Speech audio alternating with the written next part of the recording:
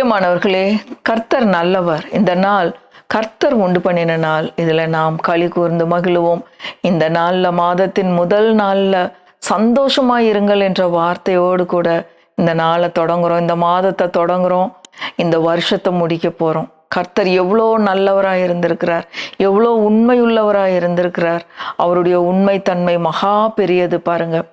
இந்த நாள்லையும் கூட இந்த விசுவாச போதனைகள், கர்த்தர் நல்லவர் என்கிற இந்த போதனைகளை கேட்கும்படியாக நான் உங்க ஒவ்வொருத்தரையும் வாழ்த்தி ஆசீர்வதிக்கிறேன்.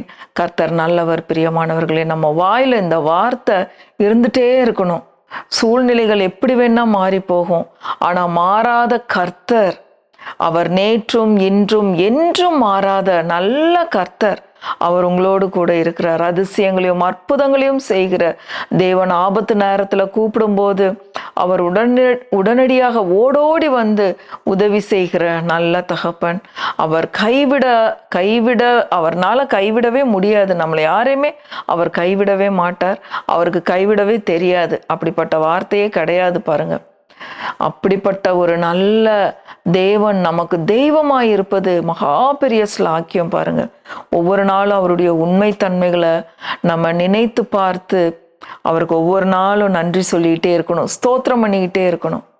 அதுதான் கர்த்தருடைய சித்தம் அப்படின்னு வேதத்தில் எழுதப்பட்டிருக்கு. அந்த வசனங்கள் எல்லாம் இன்றைக்கு நாம் பார்க்க போறோம்.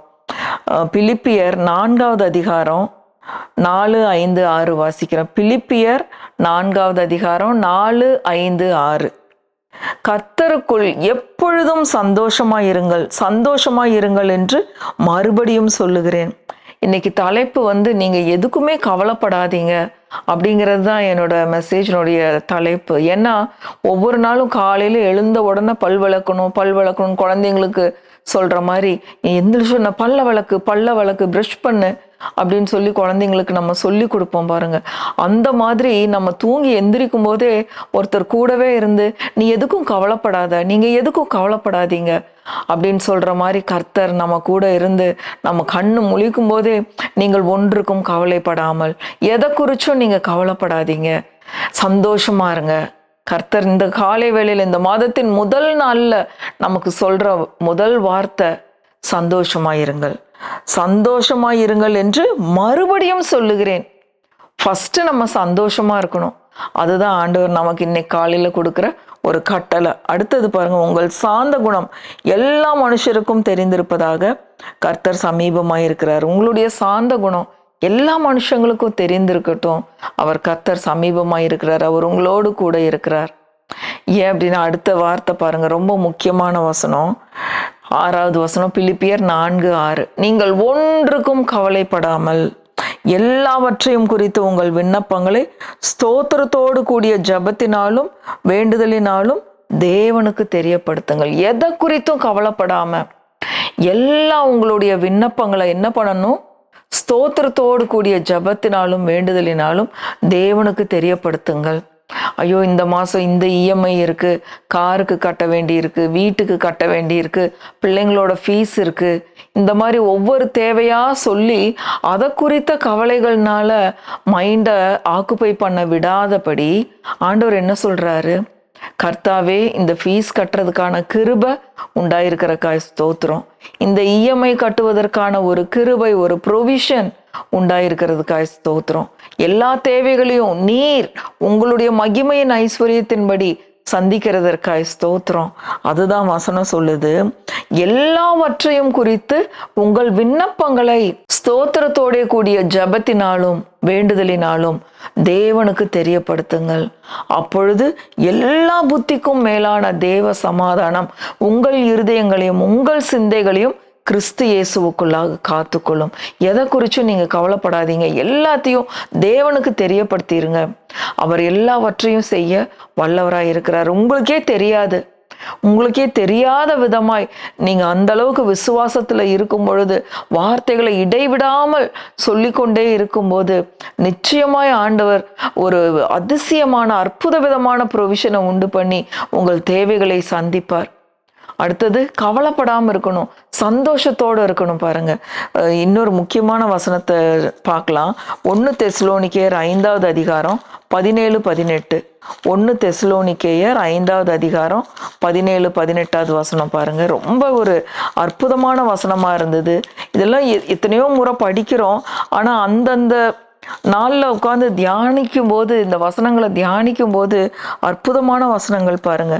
1 தெசலோனிக்கேயர் 5, 17, 18, 16 கூட வாசிக்கிறேன். எப்பொழுதும் சந்தோஷமா இருங்கள், இடைவிடாமல் ஜெபம் பண்ணுங்கள், எல்லாவற்றிலேயும் ஸ்தோத்திரம் செய்யுங்கள். அப்படி செய்வதே கிறிஸ்து இயேசுவுக்குள் உங்களை குறித்து தேவனுடைய சித்தமா இருக்கிறது. எல்லாத்துக்கும் நீங்க ஸ்தோத்திரம் பண்ணுங்க, இடைவிடாம ஜெபம் பண்ணுங்க, எப்பொழுதும் சந்தோஷமா இருங்க. இதுதான் கிறிஸ்து இயேசுவுக்குள் உங்களை குறித்து தேவனுடைய சித்தமா இருக்கிறது. அதுதான் தேவனுடைய சித்தம். ஒவ்வொரு தேவைகளையும் ஒவ்வொரு விண்ணப்பங்களையும் சொல்லி சொல்லி, கர்த்தாவே ஸ்தோத்திரம், இதை நீங்க செய்ய போறதுக்காய் ஸ்தோத்திரம், இதுல உங்க நாம மகிமைப்பட போறதுக்காய் ஸ்தோத்திரம்.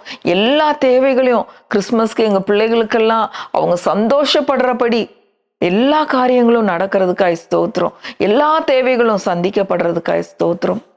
இன்னும் பிள்ளைகள் ஃபீஸ்க்காக இருக்கிற பெற்றோருக்கு நான் சொல்றேன், கவலைப்படாதீங்க, கண்ணீர் வடிக்காதீங்க. உங்கள் தேவையை இந்த வசனத்தின்படி பைபிள்லயே எழுதி வைங்க. எதுக்கும் கவலைப்படக்கூடாதுங்கிற அந்த பிலிப்பியர் 4வது அதிகாரம் 6வது வசனத்துல உங்க பிள்ளைகள் பேரை போட்டு எழுதி வைங்க. நான் இதுக்கு கவலைப்பட போறதில்லை, எல்லாவற்றையும் குறித்து என்னுடைய விண்ணப்பத்தை, என் பிள்ளைங்களுடைய ஃபீஸ் கட்டுற இந்த மேட்ரை, ஆண்டவரே இந்த விண்ணப்பத்தை நான் உங்களுக்கு தெரியப்படுத்துறேன். இது ஏற்ற நேரத்துல கட்டப்படுறதுக்காக ஸ்தோத்திரம். இதை குறித்து நான் கவலைப்பட போறதில்லை, எங்கே நான் கேட்க போறதில்லை. இன்றைக்கு இந்த காரியத்துல எனக்கு நீங்க பர்டிகுலரா உதவி செய்து என்னுடைய விசுவாசம் பலப்படும்படியாக, நான் விசுவாசத்தை கற்றுக்கொள்ளும்படியாக இந்த காரியத்துல எனக்கு உதவி செய்கிறபடினால ஸ்தோத்திரம் அப்படின்னு சொல்லும் பொழுது அந்த காரியம் நிச்சயமாய் ஜெயமாக மாறும். எத்தனையோ விஷயத்துல இந்த மாதிரி நாங்க ஜெயிச்சிருக்கிறோம் பாருங்க. நிறைய காரியங்கள் ஒவ்வொரு நாளும் கர்த்தர் நல்லவர் பிரியமானவர்களே. அவர் பாரபட்சம் உள்ள தேவன் அல்ல. அவர் எல்லாருக்கும் உதவி செய்யறது தான், சகாயம் செய்யறது தான். அதனாலதான் அவருக்கு பேர் அவர் சகாயர். அவர் அவ்வளோ நல்ல தேவன். உங்களை அப்படியே கண்ணீர்ல கவலையில அவர் விட்டுவிட மாட்டார். இந்த டிசம்பர் மாதம் முழுவதும் ஸ்தோத்திரம் பண்ணுங்க, எப்பொழுதும் சந்தோஷமா இருங்க, இடைவிடாமல் ஜெபம் பண்ணி கர்த்தரை துதித்து கொண்டே இருங்க. எல்லா விண்ணப்பத்துக்காகவும் நன்றி சொல்லி ஸ்தோத்திரம் பண்ணுங்க. நிச்சயமாகவே ஒவ்வொரு தேவைகளும் அற்புத விதமாக சந்திக்கப்படும். இந்த மாதத்துல ஒரே ஒரு காரியம், சந்தோஷமாயிருங்கள் என்று மறுபடியும் உங்களுக்கு சொல்லுகிறேன். கர்த்தர் நல்லவர் பிரியமானவர்களே. இந்த விதமான சந்தோஷத்தை நாம் ஒவ்வொருத்தரும் அனுபவிக்க கர்த்தர் கிருபை செய்வாராக. கடைசியா ஒரு வார்த்தையை பார்த்து முடிப்போம். பிலிப்பியர் 4:19. என் தேவன் தம்முடைய ஐஸ்வர்யத்தின்படி உங்கள் குறைவை எல்லாம் கிறிஸ்து இயேசுவுக்குள் மகிமையிலே நிறைவாக்குவார். அவர் மகிமையில எல்லாவற்றையும் நிறைவாக்குகிற தேவன். சிங்கக்குட்டிகள் தாழ்ச்சி அடைந்து பட்டினியாயிருக்கும், கர்த்தரை தேடுகிறவர்களுக்கோ ஒரு நன்மையும் குறைவுபடாது. உங்களுடைய சம்பள அளவுக்குள்ள உங்களுடைய ஆண்டவரை குறுக்கிடாதீங்க. பென்ஷனோ அளவுல ஆண்டவரை குறுக்கிடாதீங்க. அதை விட மகா பெரிய தேவன் நம்மோடு கூட இருக்கிறார். அவருடைய மகிமையின் ஐஸ்வர்யம் மகா பெரியது. அந்த ஐஸ்வர்யத்தின்படிதான் உங்கள் குறைவை நிறைவாக்குவாரே ஒழிய உங்கள் சம்பளத்தின்படியோ உங்களுடைய பென்ஷன் அளவின்படியோ உங்க பேங்க் பேலன்ஸின்படியோ அவர் குறைவுகளை நிறைவாக்குகிறதில்ல. அவருடைய மகிமையின் ஐஸ்வர்யத்தின்படி. அப்ப நம்ம மனது பெருசாகணும், கண்ணை திறந்து பார்க்கணும்.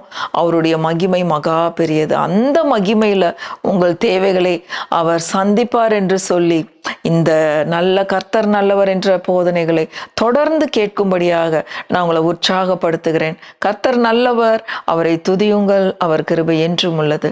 ஆமென், ஆமென், ஆமென்.